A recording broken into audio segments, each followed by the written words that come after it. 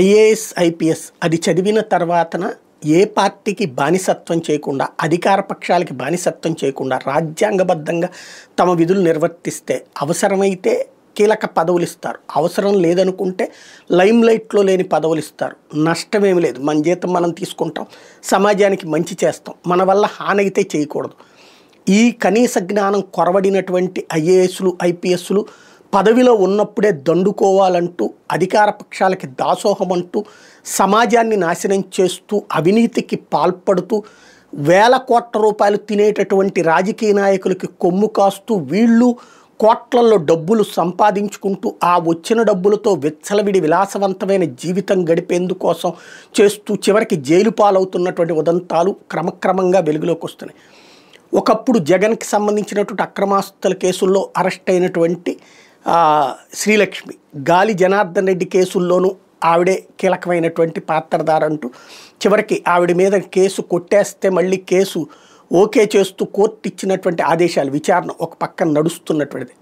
ఆ శ్రీలక్ష్మిని నేరుగా అంటే జగన్కి అత్యంత సన్నిహితురాలుగా పేరు పడినటువంటి ఆవిడ మళ్ళీ తెలంగాణ కేటాయించబడిన ఆవిడని తీసుకొచ్చి ఆంధ్రాలో పోస్ట్ ఇచ్చి రేపో మాపో జగన్ కనుక మళ్ళీ కంటిన్యూ గెలుచుంటే చీఫ్ సెక్రటరీ అయి ఉండేది. ఆమె మీదనే భూమన ఏకంగా ఆరోపణ చేయడం అన్నటువంటి సంచలనాత్మకమైనటువంటి అంశం.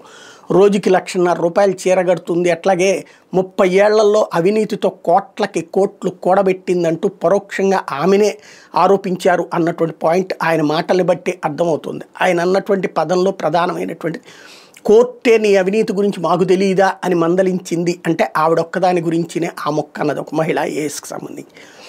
ఇప్పుడు అంటే ఆమె చివరికి తెలుగుదేశం వాళ్లతో ఎలా కొలైడ్ అయ్యి తనని దెబ్బ కొట్టే కుట్ర చేసింది అన్నటువంటిది బోమన ఆరోపణ. 2,000 కోట్ల రూపాయల అవినీతికి పాల్పడ్డారన్నటువంటి తన మీద చేసిన ఆరోపణ ఈమె వాళ్లతో కుమ్మక్కయింది అన్నటువంటిది. అంటే తద్వారా ఒక జగన్కి కూడా తెలియకుండా అక్కడ ఏయో జరిగినాయి అన్నటువంటి విషయాన్ని జగన్ నోటీస్లోకి తీసుకెళ్లే ప్రయత్నం చేస్తున్నారు.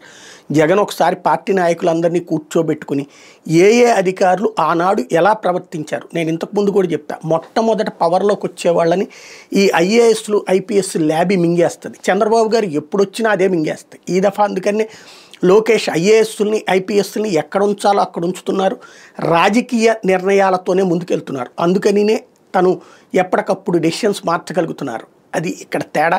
మరి జగన్ అర్థం చేసుకుంటారా లేదా, కనుక్కుంటారా లేదా అనేది చూడాల్సి ఉంది.